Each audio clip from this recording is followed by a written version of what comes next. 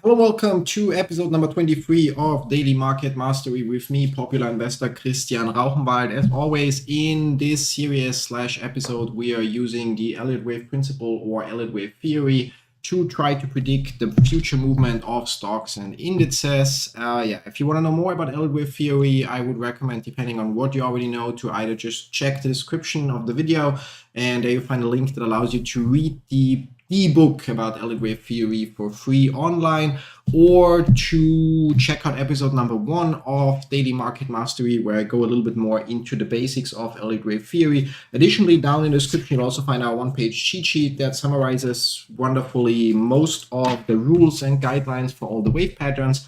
And additionally, you'll also find pretty much all the tools that I'm using in this stream. Now, with that, the last thing I have to share is the usual disclaimer. Everything that I share in this live stream/video, depending on if you're watching it live or later as a recording, is my personal opinion and in no way financial or professional advice of any kind. You should always do your own research, consult certified professionals, draw your own conclusions, and make your own decisions. So I'm just basically trying or managing my own portfolio based on things that I'm showing you in this video. That doesn't mean that those decisions will be right, profitable, or make sense. So I'm just giving people an insight. You have to do your own homework, research, whatever, and come to your own conclusions and decisions. That said, if you don't want to deal with any of that stuff, so with working out what to invest in and so on, you can always either copy my portfolio by using the link that's pinned in the chat and also in the description down below, or by following the same link, you can also explore hundreds, if not thousands, of other popular investors on eToro to find the one that fits your risk appetite and investment horizon, and then just copy them or copy multiple to diversify further, so you don't have to deal with any of that, and somebody with a proven track record will actually then more or less manage your portfolio for you. Talking about track record, as you can see, mine is here, so let's start the stream off real quick with that. As you can see, my 2-year performance is still more than 60%. Yes, current year is -17, looks a little bit scary, but if you look on the long-term results, you will see that it's part of getting higher rewards means also having higher risks here and there, with months like -14, -11, -10% here and here. But so far over the years, I've outperformed the markets quite substantially and plan to do so in the future. If I manage to do so in the future is a different question, but as it mentions here, past performance is not indicative of future results, but at least I'm doing what worked in bull and in bear markets, and what worked for me. And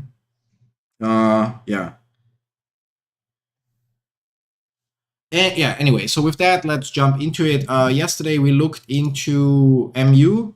I forgot already the name. MU there, Micron Technology, and we said, okay, we might have to revisit that further. Still need to start up Motive Wave. Not sure we're gonna do that today. So we have an alert for MU, if I'm not mistaken. I'm gonna check that real quick on my other screen if we set an alert. So where we said, okay, we're gonna take a look, and we have an alert at 35, and if or when that is the case, we will then take another look at MU, and then based on that decide if we should enter the position there or not. Overall, in the long-term outlook, actually it would make sense in my opinion for me personally, as we can see here, because the long-term labeling would look like 1-2, which would indicate that we're somewhere in a third wave. So that's not the same wave 3. You notice that this here has brackets around, which means it's a higher degree, and this here is just 1, 2, 3, 4, 5, that then potentially, or 5 is not here, it potentially would make up that wave 3. And that doesn't check out fully, that 1, 2, 3, 4, 5. So we'll have to wait and see, or we could spend more time to try to figure out where exactly we are at. Overall, long-term outlook here bullish. So let's wait and see what happens. Now there we are. Now we're looking already in July. In July, what do we have that reports earnings? We have JPMorgan, Chase and Co. That's actually interesting banking. Let's see JPM. So let's take a look. New chart. JPM. wrong here, JPM, US dollars, inherit settings, chart size. Let's start with monthly. And then the first thing we do, as usual, is head back to here, and on trading view also open JPM just to make sure we have the full history. So auto chart, so here it starts in 69 and our data here starts later. Yeah, so we start in the 80s, which makes a difference, although now we already adjusted to use historical data. Yeah, which doesn't make a difference in this case because we always would start from a recent low, and if we look here, the low would actually be in 90. And just to confirm we have the right data, the low here is 321. Yeah, 321. And if we look here, our low here is 321. Yeah, so we definitely have same data to work with. We just missed some of the maybe we don't even. Okay, that's 1980. Okay, yeah, never mind. So we actually should have all the data. So no, 69, 70, 1980. Okay, so we missed that first part here.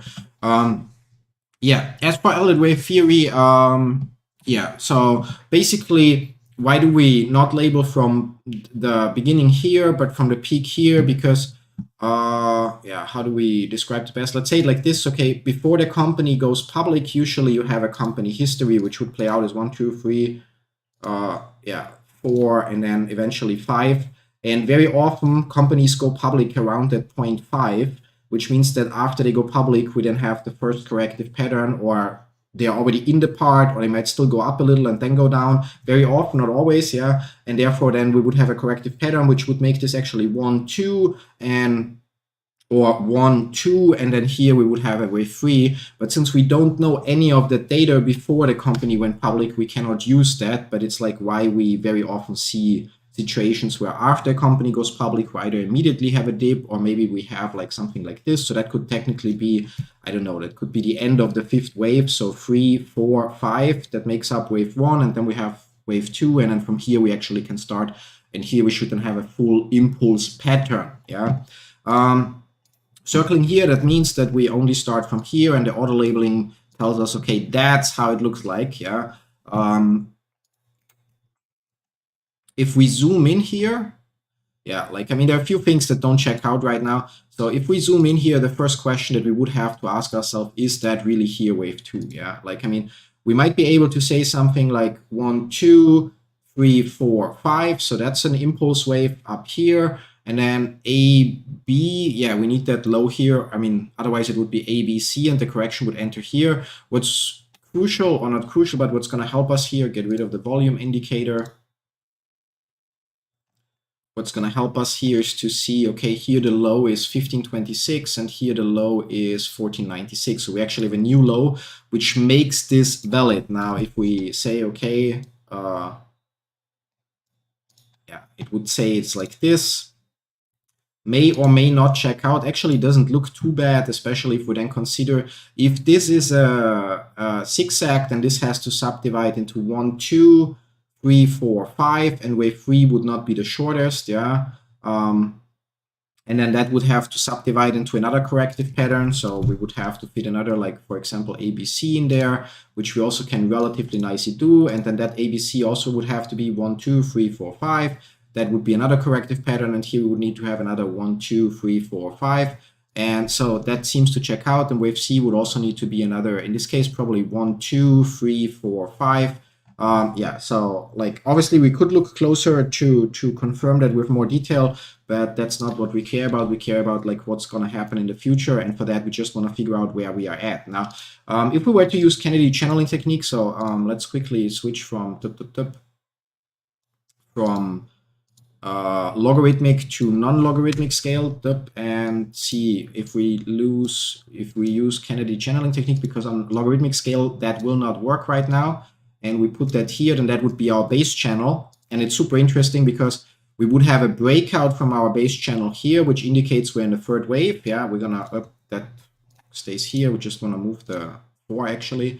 So, and then with that, we would have, so we need our so-called acceleration channel where we take 0.1 and then we take a high that we have here and a parallel through 0.2, and we basically would be waiting for a breakout to the bottom using Kennedy channeling technique to tell us, hey, we're now in fourth wave territory. Now, very often that fourth wave would touch the top of the base channel or the median of the base channel. Now we have a touching point here, which is obviously nice.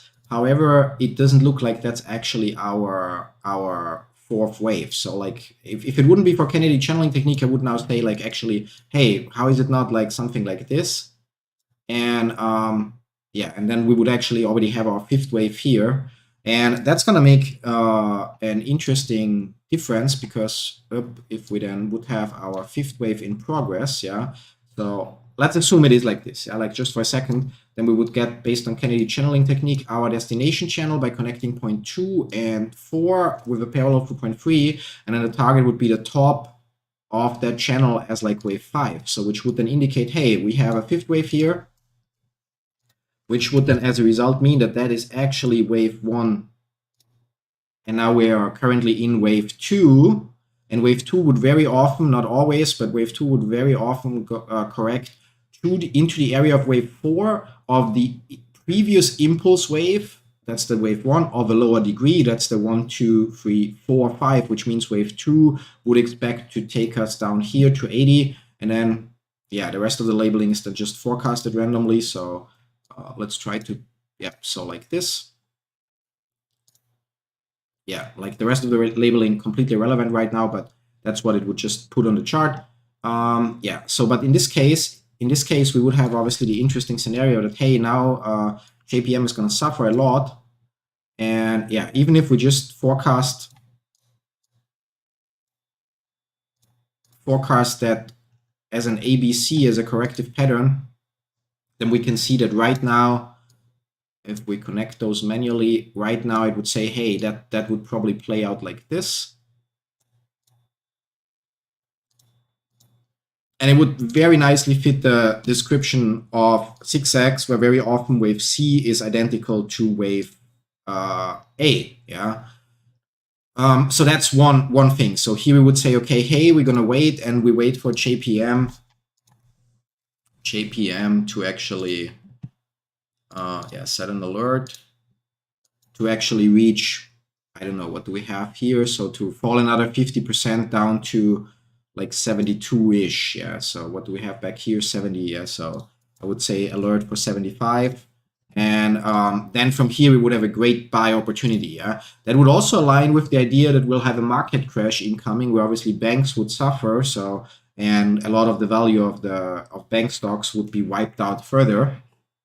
So that so it's definitely not like that looks super bad. Now, the one issue that I have here is that we, in terms of wavelength, yeah, so we look here at like, what do we have here from 1990 to 2000, so 10 years, and here we have almost another 10 years, and then here we have I don't know how many years, and then suddenly our wave 4 would be super short. Yeah, our wave 4 would be like, hey, yeah, we basically what from January till, so we would have 3 months for wave 4, yeah, which just doesn't work very, very well. Yeah. Now, yeah, so I'm not sure. Do I want to save this? No, probably not. Or yeah, let's save this. Or no, let's not save this, because I don't think that checks out, because again, wave 4 is then way too short. I mean, we have the rule of alternation. If you have a complicated second wave corrective pattern, then there's usually a simple one for fourth wave and vice versa. But that alone doesn't make 10 years turn into 3 months, yeah. So yeah, now the other option here would be that wave 4 would be, I don't know, only ends here or so, and then we would have to figure out 1, 2, 3, 4, 5. If that still subdivides properly, might still check out, but we still would look at a huge difference. Yeah, so we would really look 10 years. Can we? So do we have Fibonacci? No, circles. So we don't have the time Fibonacci here. Yeah. Okay. Yeah, so that just, I don't know, it looks a little bit like wishful thinking. So 1, 2, 3, 4, suddenly 5, and then so like just the time frames don't check out that much. Yeah. And again, Kennedy channeling technique would have also said, hey, we are not really yet in a, I'm gonna get rid of this and we're gonna get rid of this. No, so we're not really yet in wave 4 because, sorry, let's try again to move this. So 4 and 3 because, and again, zooming in. How can I, okay, I can only, it's a little weird. Can I drag that? Okay, I can only do that, okay.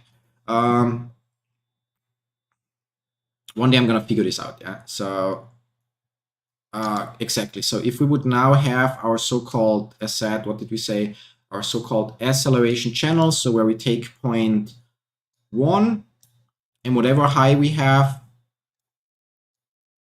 with a parallel through point 2, they would say, hey, we need a breakout to the bottom to confirm that we're in wave 4, yeah? And now, however, if I look like this, I would actually be tempted to say, zooming out, yeah, zooming in, that our wave 3 probably ends here, and that this will turn out to be wave 4, and that this will actually get us down there. So, and then we would have a 5th wave. Yeah. So like for that, we have to confirm a few things. So again, so this would be wave 5, wave 3. Then we would have a corrective pattern that would, yeah, like if we, yeah, 72 checks seems about right. So that would go like this, and yeah, the difference is obviously in profit target, because if we say, okay, this is 4-5, and now we have a second wave, then we would already, so like we had it before, then we would use Fibonacci and would say, hey, we're just gonna throw a huge retracement here, and we would expect to go to 61.8, which coincidentally here aligns very well with what we expect to go to, so plus minus a few dollars, yeah. Whereas if we say this is just wave 3, then obviously things are a little bit different. I mean, we would expect, okay, we might reach the top of the channel again before we go further. And for that to be true, we would need to be able to fit another impulse wave in here, which we can. And it actually is a nice looking impulse wave at that. So in terms of like wave relationships, here we would have a flat corrective pattern. So we have a little down pressure, which means we build a new high here. And then yeah, then actually abrupt down pressure. Yeah, like the alternative would again, okay, so yep. Yeah, so okay, that part here, not super happy with it, but overall, yeah, no rule violations, so that would check out. Which means that then, and that's the interesting part, so we would get a destination channel. So I mean, first of all, we have multiple ways now to say, okay, when are we actually then gonna buy? First of all, we can buy whenever I'm actually gonna get the channels back. Sorry. Hello, can you get the keyboard layout? Keyboard layout. Ah, yeah, wrong keyboard layout. I'm an idiot. There we go. Yeah. So channels. And don't need that, just need the channels. So we have multiple ways. First of all, we can obviously buy when we say, okay, we touch the top of the channel, which will be around 70 because it's the top of the base channel. Second of all, we can use, again, Kennedy channeling technique. And there we only, for wave 4, we only need a trend line, not a channel. And we just put it on a high and extend it. And then when we have a breakout from the channel to the top and a confirmed breakout, yeah, then we can, in quotes, assume that we are in. So we take the high, and then we take whichever, technically we would take that point here. So that high from wave 3, and then whatever high we have. And then when we have a breakout from that gets confirmed by bouncing back, that would be the point where we know, hey, according to Kennedy channeling technique, we are now in 5th wave territory. Yeah. And that would also like work well. It gives us a later entry point because it requires then already the upwards movement to have begun, but it might be in some cases more accurate. We can obviously, when we touch that line down here, work out, does the check out as a corrective pattern fully, then compared to the one here, which is on 10 years, does the rule of alternation apply? I would say yes, it does. I mean, that looks like probably a combinative or a combination corrective pattern, so not just A, B, C, but probably something that's more like W, X, Y, where then each of those actually contains another corrective pattern like A, B, C. ABC and ABC or something like that.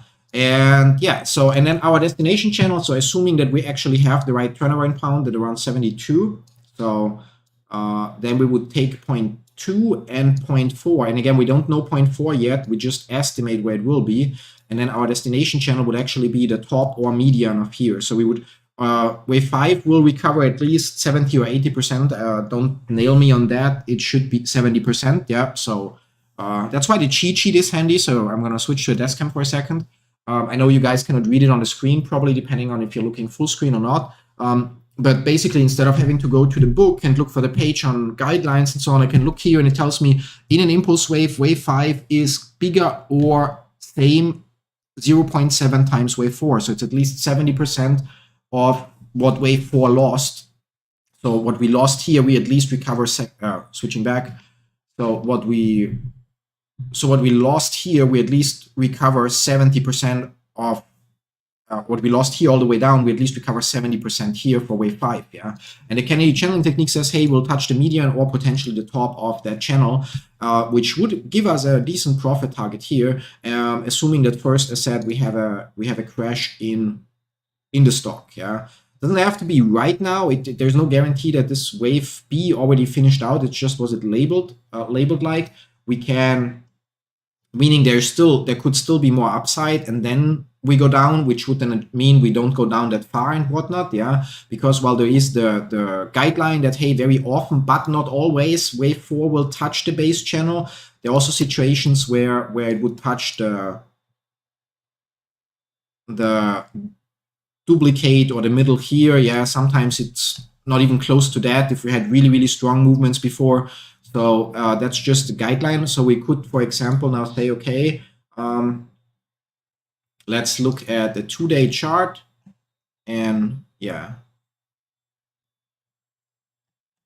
try to fix the wave points. F5 should do the trick. And now the question would be, can we actually label this here already as a corrective pattern? Yeah, we can, but it doesn't look nice. Yeah. So the other option would be, what if this, yeah, cannot label that because it would violate the rules. Okay, so have to, how do I do that? Default, let's get rid of this one for now. So if this here is wave A, then that wave B would have to subdivide into another corrective pattern. And what if that subdivision goes like this?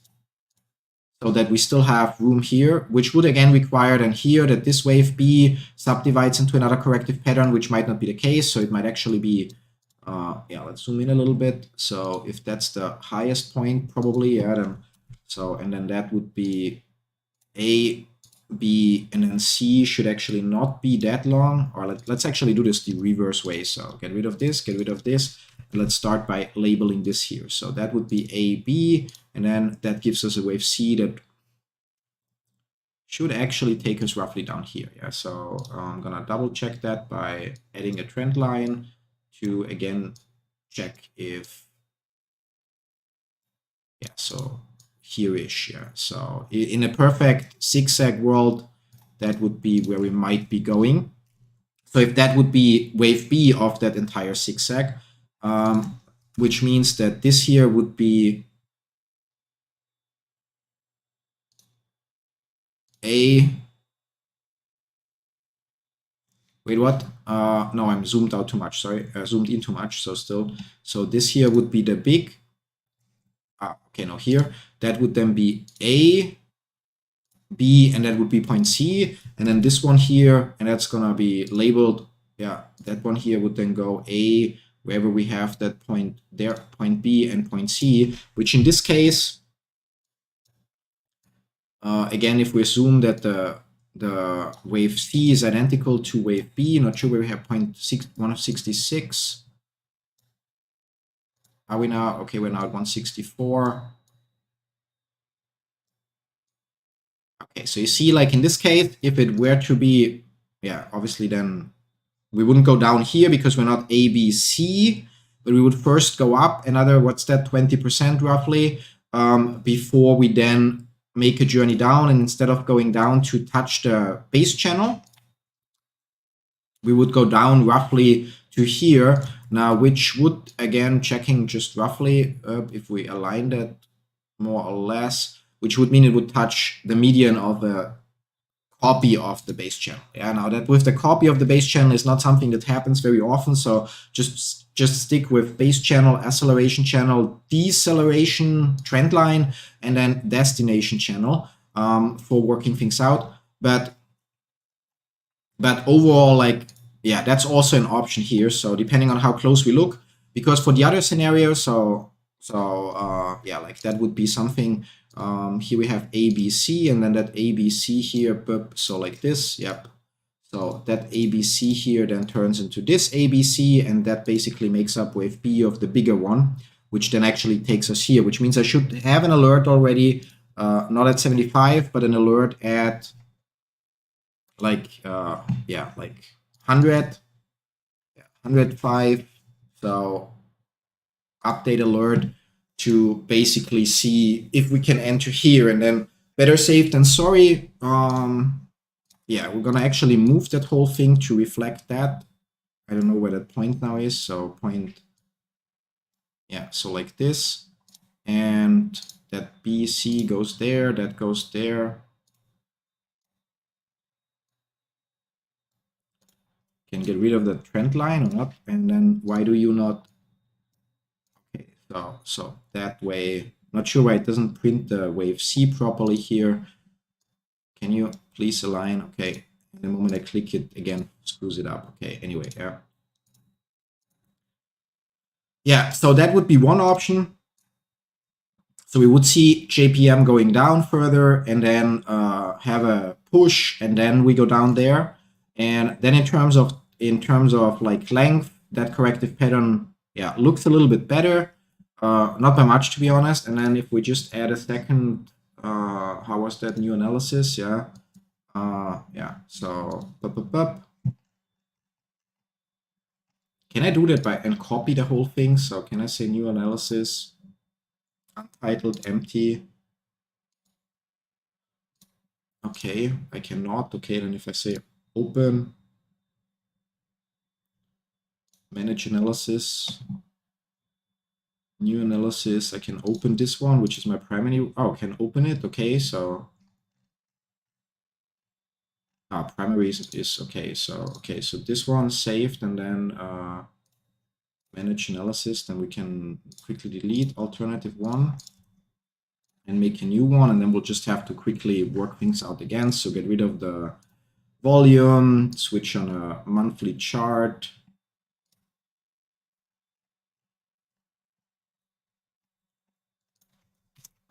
Yeah, disable the logarithmic thingy, adjust it a little, and then we would start somewhere here, wherever the low here is, and would say, hey, that's I don't want to discard it, I just want to go here. So we had like 1, 2, 3, and we have 4 in progress. Yeah, so 4 in progress. I don't think that 4 is finished here. So Kennedy channeling technique says no, unless we ignore one of the big candles. And then as said, what we said was like, well, let's again start the other way. So by adding a corrective pattern here and say, okay, that's the corrective pattern. And now the impulse wave that we can add. Yeah, so that's how, not like this, because then wave 4 would be here. And yeah, so they are not adding up properly. Where's now my, why does it not show my ABC anymore?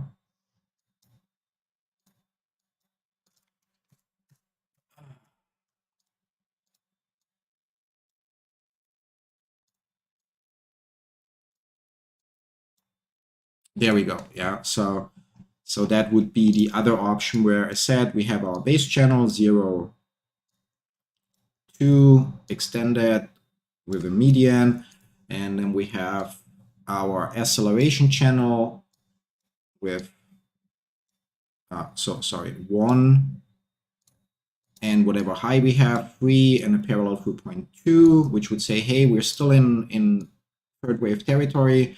And we would have our, yeah, for that we will have to zoom in, our deceleration channel, which will be this one here, or trend line, that will then indicate when we are in wave 5.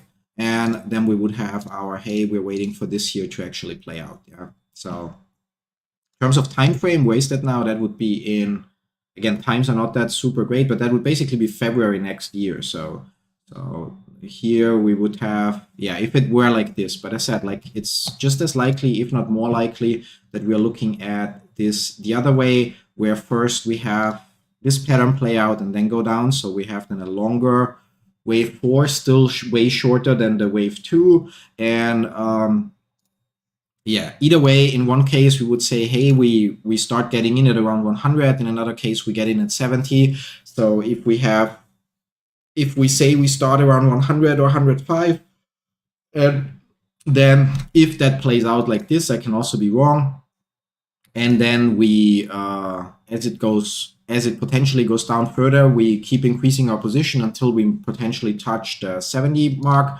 Our stop loss in that case would, by the way, always be the 66.17 here, because it cannot go lower than that. If it were to go lower than that, then it would mean that our labeling is invalid, so the big labeling, and we just did something wrong. So which means that if we buy at 100, we would risk, like, what's that, 33% of our position. So if we invest 1% of the portfolio, we would risk a 0.33% loss. However, our take profit, if we buy here, would then be at least 70% of this. So our risk reward ratio would still be very, very good. At least one, I mean, not one of the great ones, at least 1 to 2, potentially better. Especially if we consider that after that wave 5, that again, at least we cover 70%. Yeah. We would have a wave 2 that corrects, and that correction would then, if wave 5 were to be at 92, like it's labeled here, then we would expect the corrective pattern, where do we have 92? There, yeah. So to then take us down again to 100 or potentially 65, and then actually, yeah, that would then make a big 1, 2, and then over the years or decades to come, we would actually look towards a new all-time high. And yeah, that's pretty much it for today. Managed in time, a little bit, or 2 minutes overtime. So for JPM, we'll just save the alternative count as well. So I think this one is more likely, just because it looks more that, like, if it makes sense in quotes. Although we would get a false signal here, so we have to consider that. Yeah. So because if that plays out, yeah, which actually makes then, using Kennedy channeling technique, it would make this one more likely. Yeah. So because here we would obviously have a breakout from that deceleration trend line, not channel, because the bottom here is irrelevant, for wave B, that we would then touch here and then a breakthrough again. So we'll have to see. Either way, first alert is around 105 to 100, and then we'll look at it again and probably already enter position. And yeah, now I'm just quickly gonna update my spreadsheet where I'm keeping track of what we're doing. Potential drop to, yeah, let's say 70 to 100 during wave 4, then 5th wave. Yeah. So actually, last thing I want to do, like, real quick, so I have my notes, and real quick is just on eToro. If we jump to JPM, look at the analyst forecast. We don't always do that, so yesterday I forgot. So analysis price target 163, 0 sell recommendations, 38 hold, median target 163, and high target 196. Now, if we look here, obviously here we say, no, that's not true. If we look here, what's the price target? 166, yeah?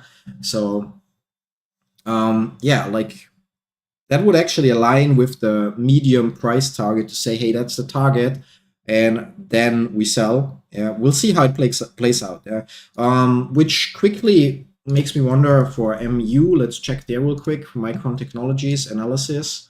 So here the price target is mixed. So it's from, like, basically hold, which is the average, to 245, and our labeling would suggest, what do we have here? 30. Yeah, 30-ish, 30. So yeah, like, what are you doing here? Okay, you don't belong here anymore, but Oh no, that was actually to work out relationships where wave 4 would potentially go. No, that was okay. That one we don't need. Yeah. So yeah, but and that one here is for wave 1, and then we use the extension as a profit target here. Oh, that was actually for a profit target, and now we are currently not certain about if that 1, 2, 3, 4, if that actually plays out like this. Yeah. So no recommendation from our side right now. Long term bullish, but short term still potential drop here, or like 50% or more, if that plays out like that. Yeah. Anyway, so yeah, let's call it a day. Thank you all for tuning in. Don't forget, like, if you have different opinion regarding my labeling or so, share it in the comments down below. I'm always looking forward to alternative wave counts. Feel free to, like, link to screenshots, or depending on the software that you're using, if you're using Wavebases, for example, you can share links to your labeling, and we can discuss them together in the next episode or so.